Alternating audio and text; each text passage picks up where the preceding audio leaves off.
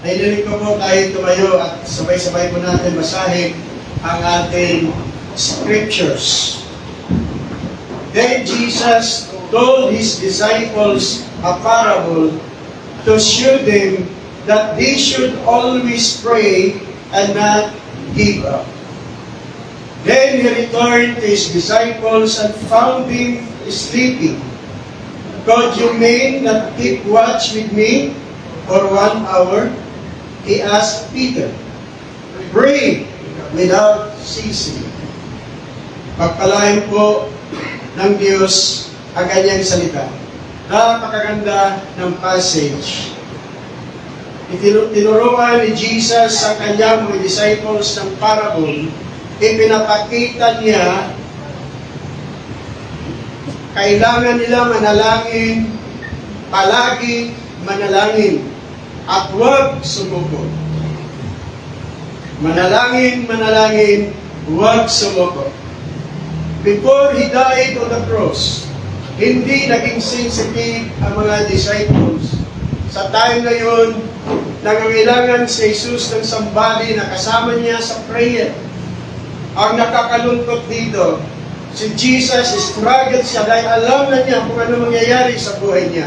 After the Gethsemane, harap na siya ng suffering, pagdurusa sa krus at siya po ay mamamatay na. At ang sabi po dito, then he returned to his disciples and found them sleeping. Natutulog sila. At ang sabi niya, could you mean not keep watch with me for 1 hour? Hindi ba ninyo ako samahan, magpuyat, manalangin sa loob ng 1 oras? Si Jesus, nangangailangan siya ng sambali na kasama niya sa prayer. Mag-isa lang siyang nanalangin. At ang sabi po ng Biblia, pray without ceasing. Palagi manalangin. This passage, mga kapatid, Jesus, itinuturo sa atin, itinuturo ni Jesus sa mga disciples the importance of prayer. Ang kahalagahan ng pananalangin. Tayo po ay mapapalan. Napakahalaga po ang prayer. Kung tingnan natin ngayon sa mga kapaligiran natin, nakakatakot. Biglang nangyayari mga sakuna sa Cebu, sa Davao, sa iba't ibang lugar. Maraming namamatay. Biglaan lang. Kailangan natin manalangin. Ang sakuna, biglang darating lang yan. Hindi mo inasahan. We need prayer. We need prayer. Lalo na sa mga anak ng Diyos. Sabi po ng Biblia, the prayer of a righteous man is powerful and effective. Who is the righteous? Who is the righteous man? Ang righteous man po ba? Yung mga tao na sa tingin mo ay religyoso? The righteous man ay ang tao, ang lalaki at mga babae na kitag-isa kay Kristo. Ang righteous man ay yung mga tao na ginawang matuwid ni Kristo. Kung ikaw ay nakipag-isa kay Jesus, you are a righteous. We are the righteous. We are forgiven. Pinatawad tayo. Alam niyo ba mga kapatid, yung prayer mo is powerful, epektibo, makapangyarihan ang prayer mo.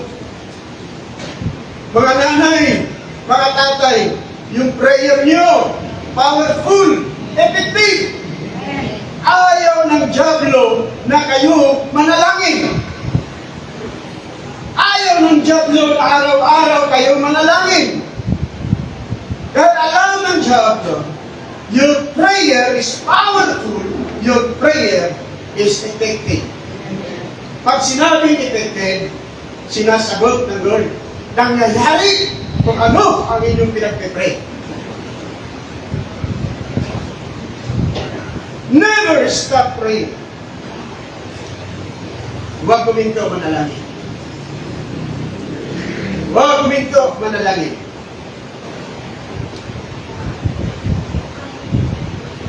Tuloy-tuloy, manalangin. Why we need to pray every day? Bakit kailangan natin manalangin araw-araw? Ang buhay Kristiyano, dapat araw-araw tayo manalangin. Hindi lamang tayo manalangin kung gusto natin manalangin. Manalangin tayo araw-araw.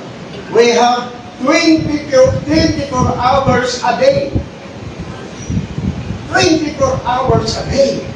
Sa loob ng 24 hours a day, hindi natin mamalayan umaatake na ang diablo. We need We need to pray every day. Kailangan natin manalangin araw-araw. Why prayer is important?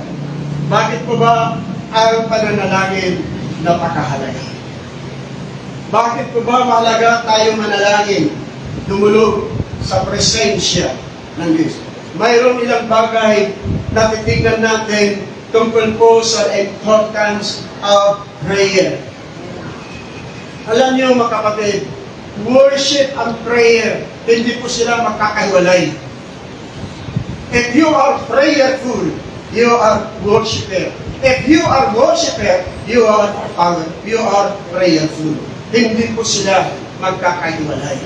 Kaya napakahalaga po ang prayer sa buhay natin. Ang first importance of prayer, prayer builds an intimate relationship with Jesus. Ang pananalangin nagtatayo ng malalim na ugnayan kay Jesus. Napakahalaga pala ang prayer. Dahil pag ikaw manalangin, itinatayo mo yung malalim na ugnayan kay Jesus.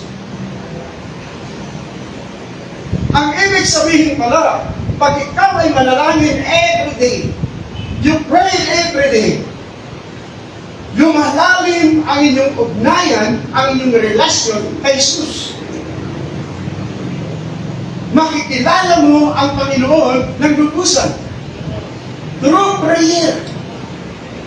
The building up of our spiritual intimacy does not develop automatically.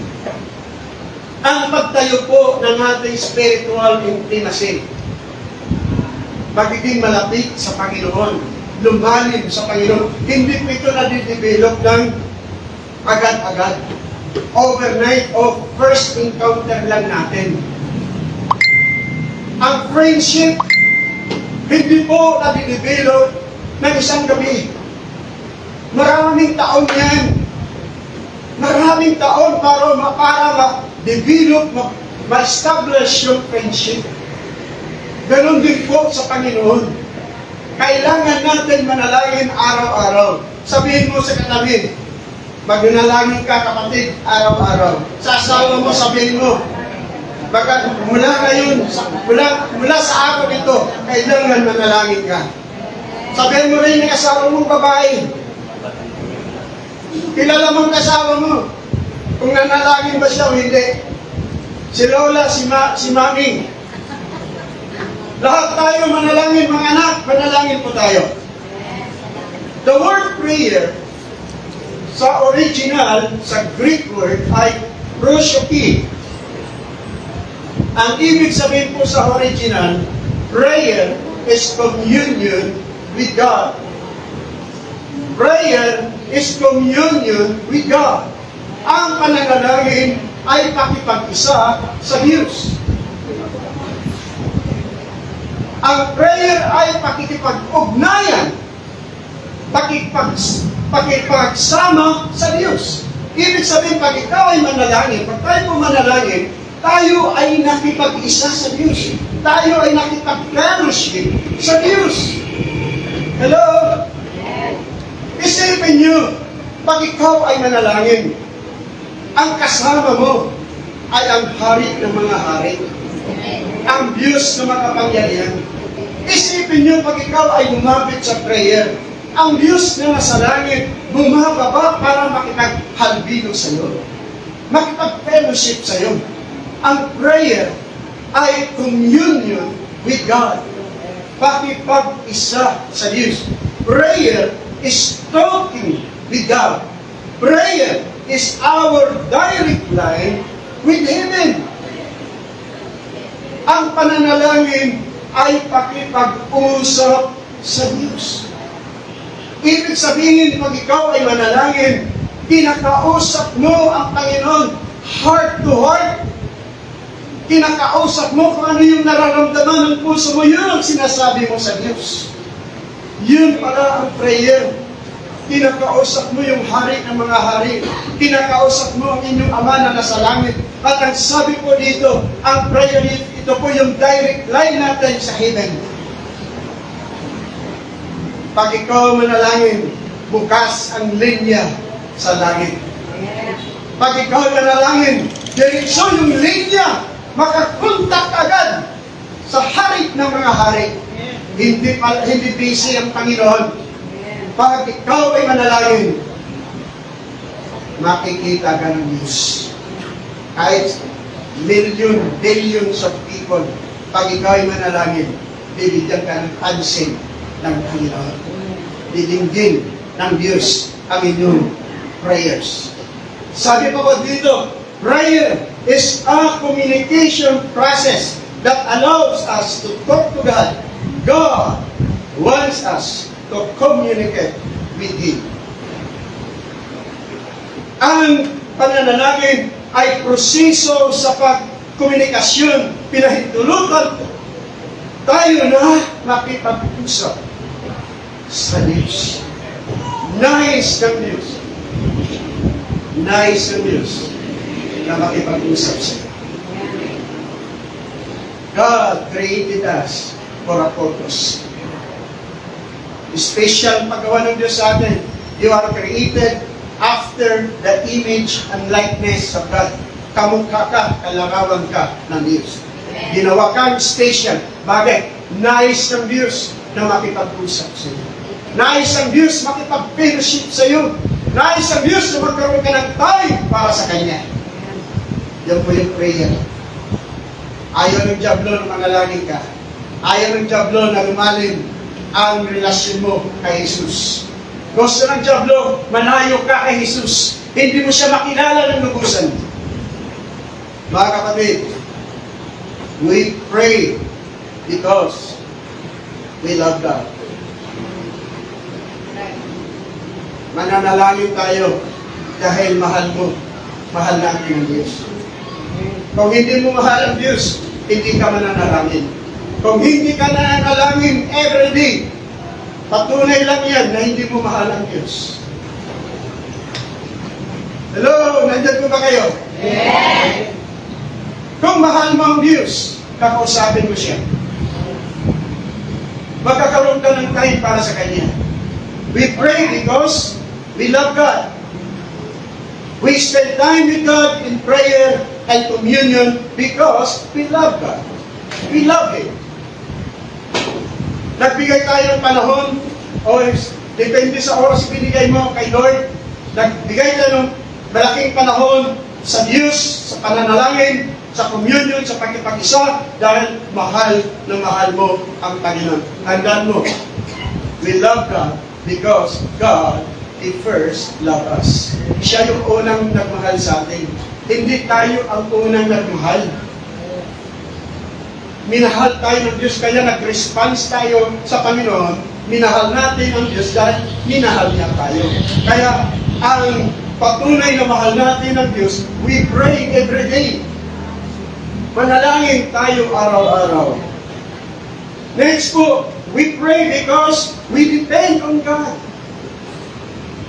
Pag ikaw ay palaging nananalangin araw-araw, nagpapakita na ikaw ay nagdidepende sa Diyos. Ikaw ay nagtitiwala sa Diyos. Ipinagkakatiwala mo sa Panginoon yung inyong buhay. Hawak ng Diyos ang buhay natin. Tandaan po natin, ang buhay ng tao sa mundo, walang pag-asa. walang kabuluhan. Kay Kristo may pag-asa. Kay Kristo lamang may pag-asa. May kabuluhan ang ating buhay. Kaya, dapat magdepende tayo sa Diyos. Makikita yung pagdepend mo, pagtitiwala sa Panginoon, pag ikaw po ay manalangin. Lord, wala pong panahon manalangin. Busy ako, Lord. Okay lang, busy ka. Busy din ang Diyos sa iyo. Sabihin ng Diyos, anak, busy ako. Wala pong panahon para sa iyo. Yan ang problema. Pag wala panahon ang Diyos sa buhay mo. Expose ka sa lahat ng mga atake ng kaaway. Mga kapatid, magtitindi tayo. God is our source. He is our life. Siya ang source ng lahat. Sa kanyang buhay natin, sabi ni David, the Lord is my strength and my life. Si David, nagtitindi sa Diyos. Sa Diyos, umaasa siya dahil ang Diyos ang kanyang kalakasan at ang buhay. Dapat magtitindi tayo. Dapat manalangin tayo araw-araw. Huwag ninyo baliwalain manalangin. Sakap po ba kayo manalangin? Kung mayroon ng masama nangyari sa pamilya nyo? Hello? Mga kapatid, gising na tayo. Kailangan natin manalangin. Gising. Nandiyan ang kaaway. Israel. Nag-abang siya. Gumagawa siya ng paraan na atakihin ka. We pray because Jesus Christ our model. Tayo na nalangin. Dahil si Jesus yung modelo natin.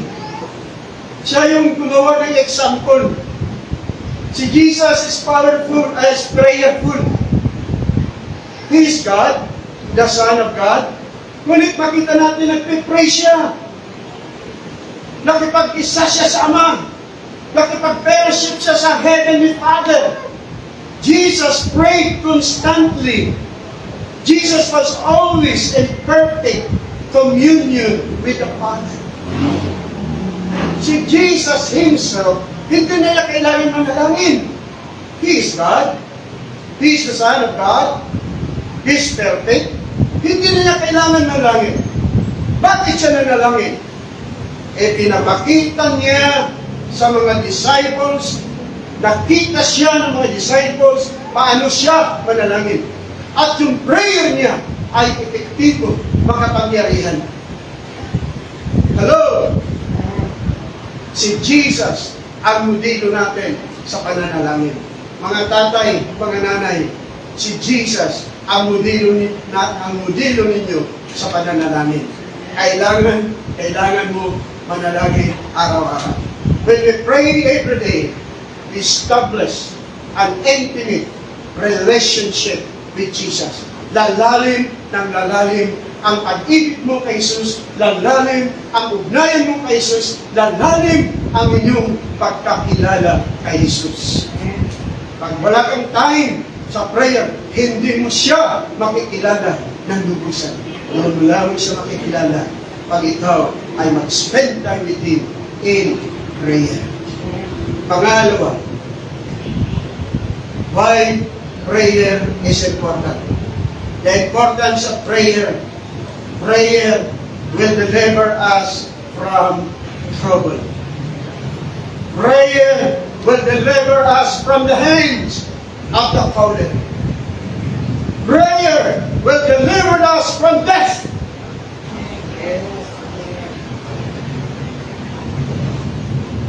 Makapangyarihan ng prayer. Pag ang anak ng Diyos manalangin, ililigtas siya ng Diyos. Huwag ninyo baliwalain ang pananalangin. Mga bata, mga kabataan, ako na-train sa prayer 17 years old ago dahil ang mother ko ay prayerful. Palagi akong sinasama, mainit yung mother ko, mainit sa Panginoon. Palagi ako sinasama mga kapatid ko sa church, sa prayer meeting, sa prayer and fasting, sa dawn watch, sa church palagi ako dinadala. Nahubog ako sa prayer. lumago ako sa prayer. Nakilala ko ang Panginoon sa prayer. Prayer is powerful. Prayer will deliver us from trouble. When you face trouble or crisis, anong gagawin mo? Anong gagawin mo pag ikaw ay humarap ng mga trouble, crisis sa buhay? Biglang nangyari yung sakuna. Anong gagawin mo? Pray. Pray. Alam niyo, pag may problema, hindi mo iwasan, papalit tayo. Natatakot tayo. Never panic. Never afraid. Huwag matakot. Huwag sumuko. Pray, pray, pray. Sabi po ni Jesus, pray that you will not fall into temptation. Manalangin kayo para hindi mahulog sa tukso. Prayer. Prayer will deliver us from temptation. Kaya sabi ni Jesus, pray. Manalangin kayo para hindi mahulog sa tukso. Ang daming tukso na kaway. Gumagawa siya ng pagkakataon para ikaw ay matukso. Kaya sabi ni Jesus, pray, pray, pray. Palagi manalangin para hindi mahulog sa tukso. Napakahalaga yung prayer. At ang sabi sa Salmista, chapter 34, verse 17, the righteous cry out. God's people cry out. The children of God cry out. And the Lord hears them. He delivers them from all their troubles. Yes. Oh, napaka-powerful ng prayer. Napaka-epektibo. Sabi po ng salita ng Panginoon, pag sumigaw ang righteous, ang people of God, Lord, help us! Lord, save us! Lord, deliver us! Ang sabi ng Biblia, didinggin sila ng Diyos.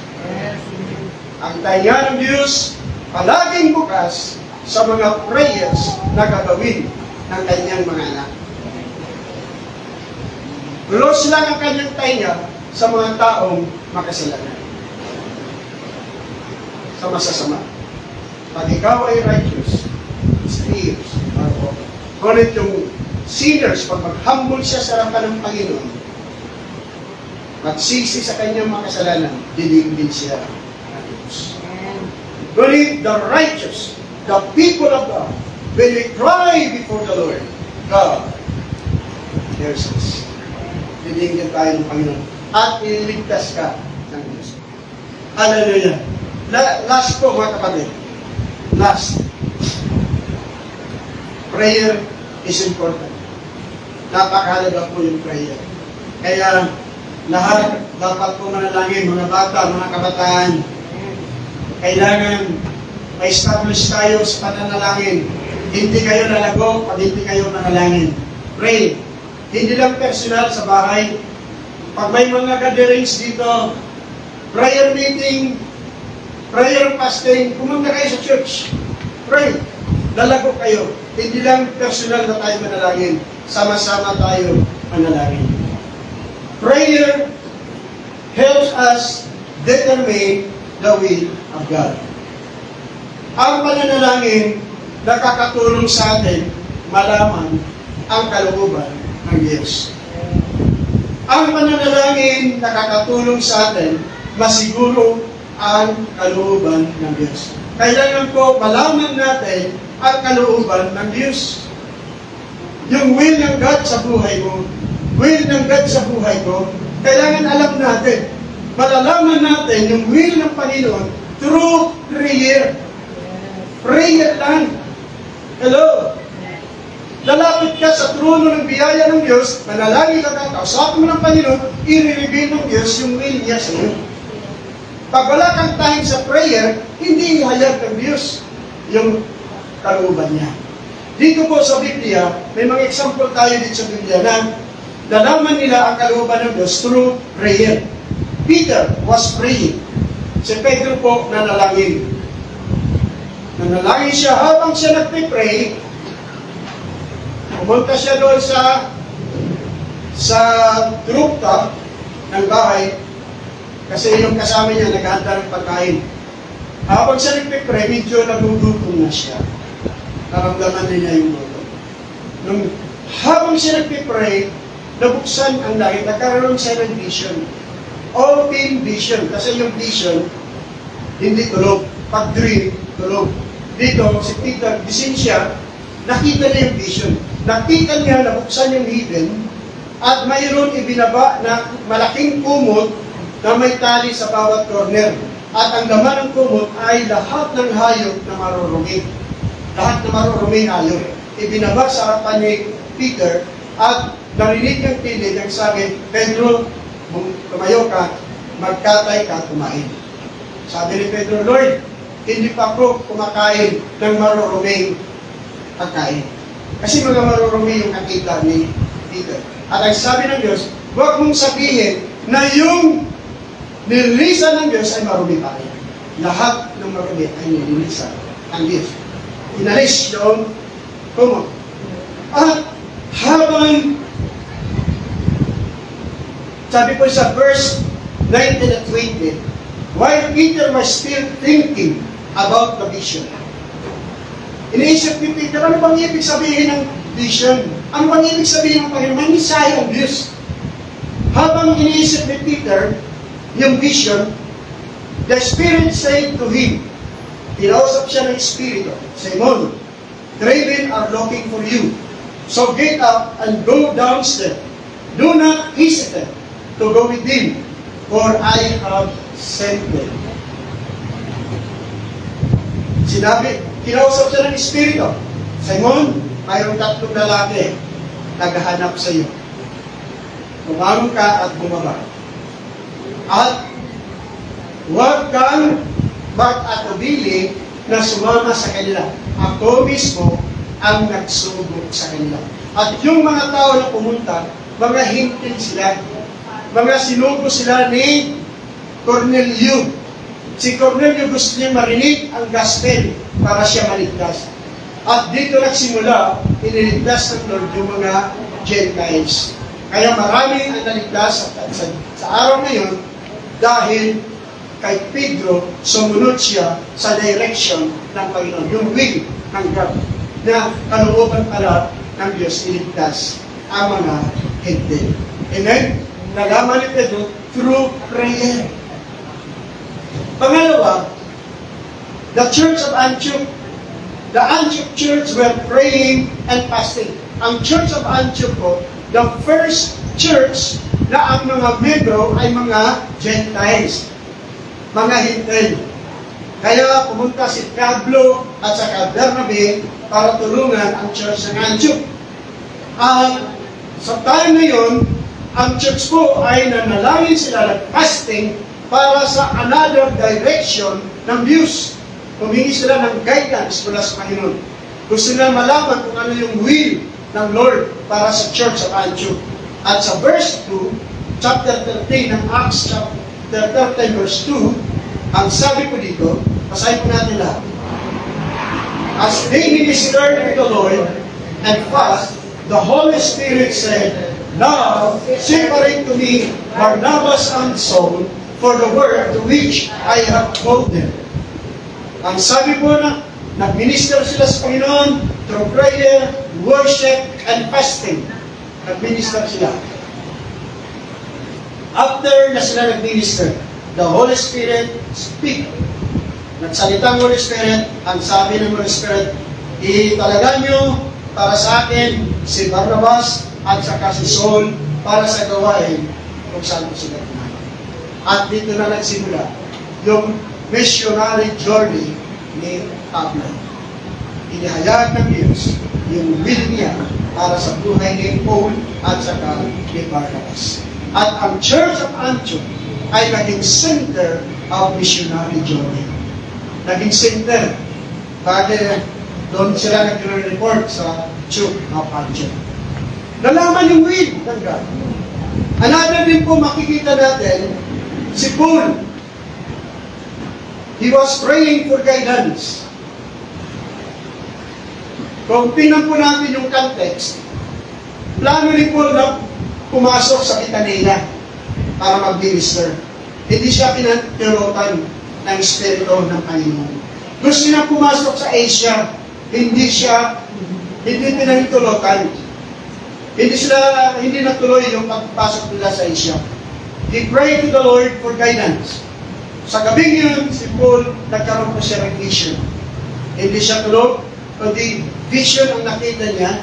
During the night, Paul had a vision of a man of Macedonia standing and begging him, come over to Macedonia and help us.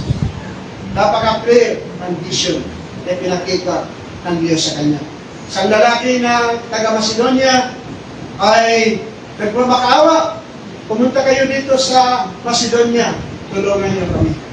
Nung nakita ni Paul, yun ang will ng God na siya mag-minister kasama si Silas sa Macedonia.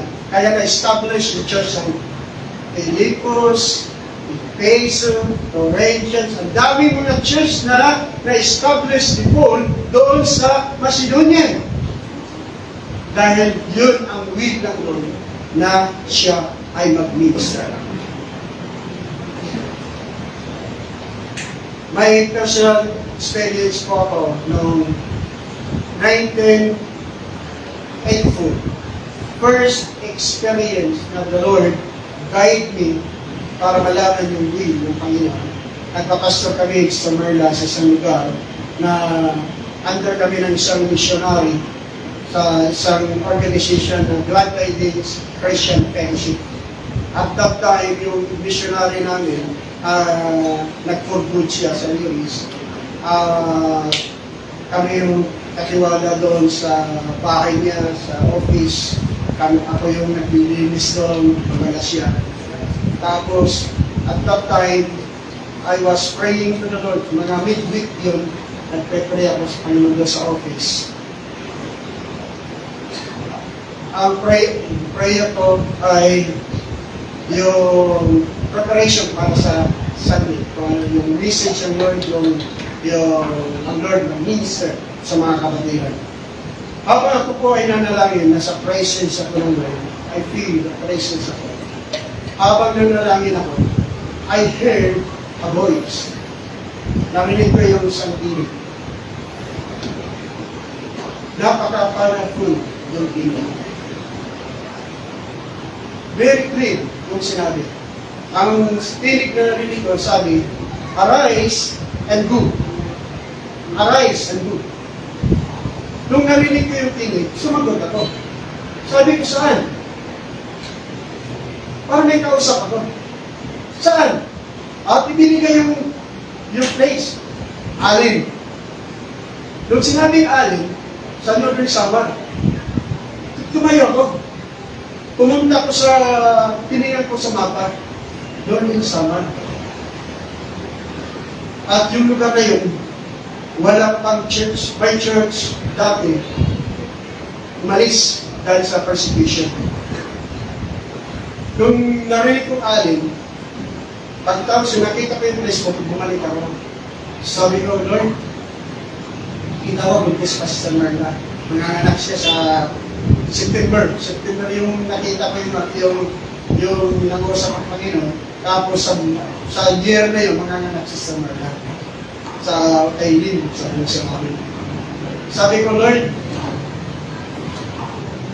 bigyan mo pa ka ng another confirmation.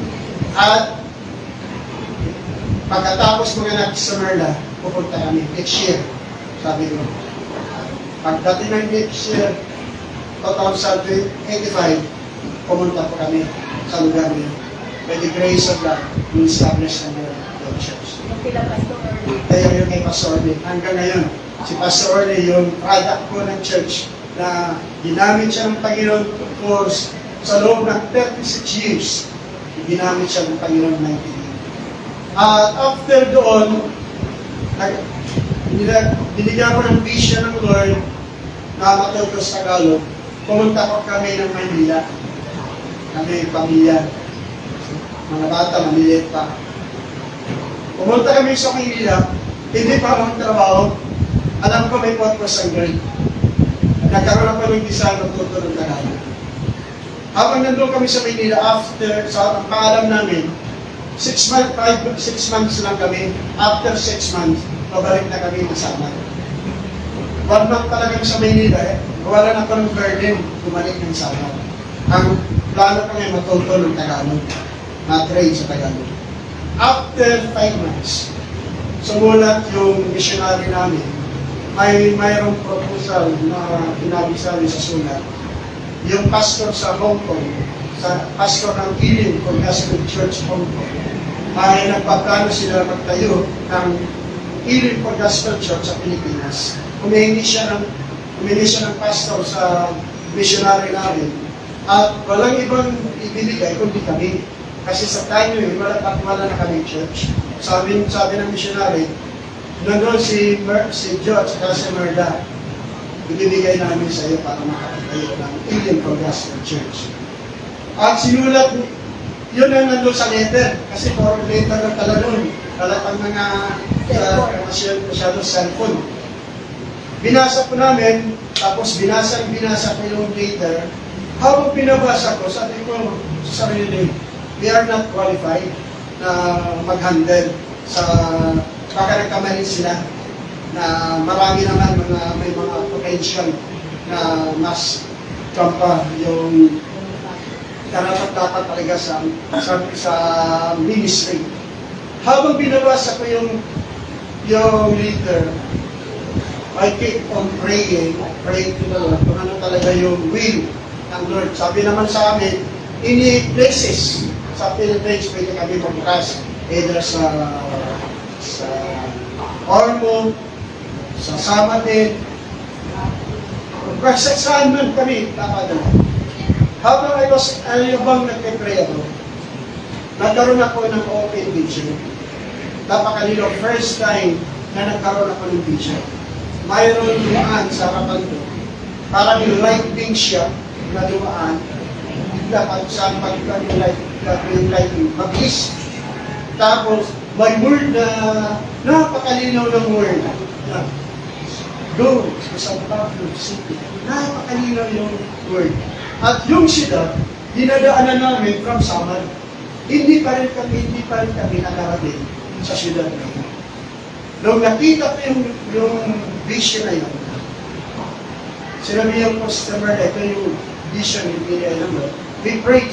3 weeks, nag-pray kami ng 3 weeks. Pinag-pray namin. Tapos, nag-decide pa ko, pumunta ng San Pablo para maghanap ng bahay. Hindi ako marunong mag-Tagalog. Hindi pa province sa Tagalog. Pag may papagawa ang the Lord will.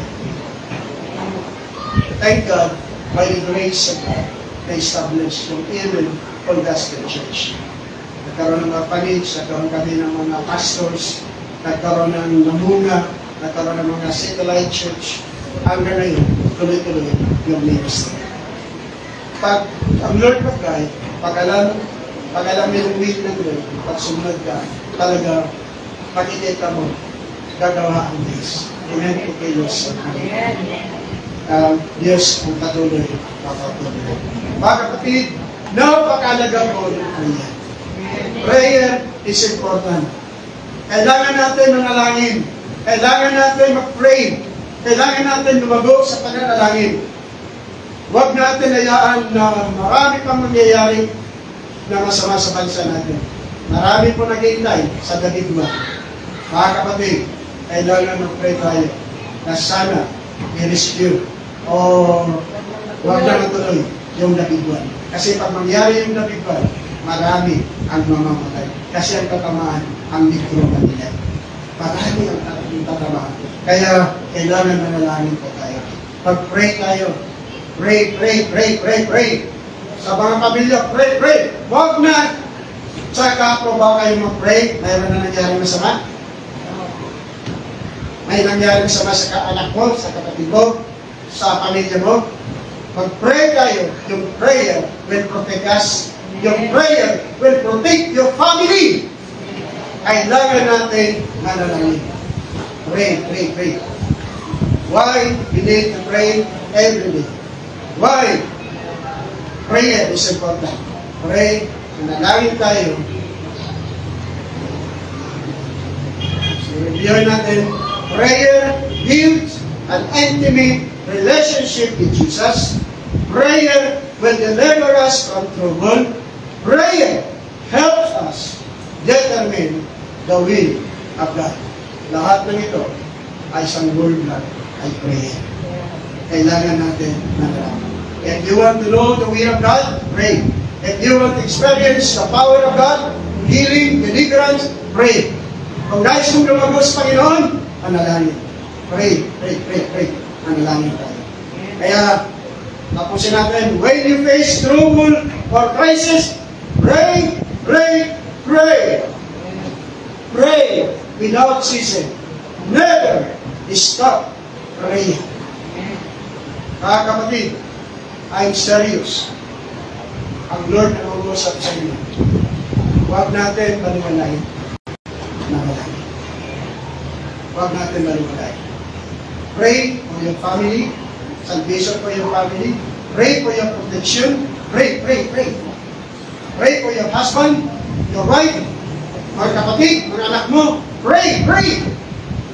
Tutuban mo sila sa pananalangin. Napakahalaga po ang prayer. Tinuturo ni Jesus na kailangan natin manalangin. Manalangin tayo sa bahay, manalangin tayo kasama dito sa mga kapatiran sa church. Sama-sama tayo manalangin. Pag manalangin tayo kasama ang church, malaki ang impact sa prayer. Prayer is powerful. United prayer is powerful.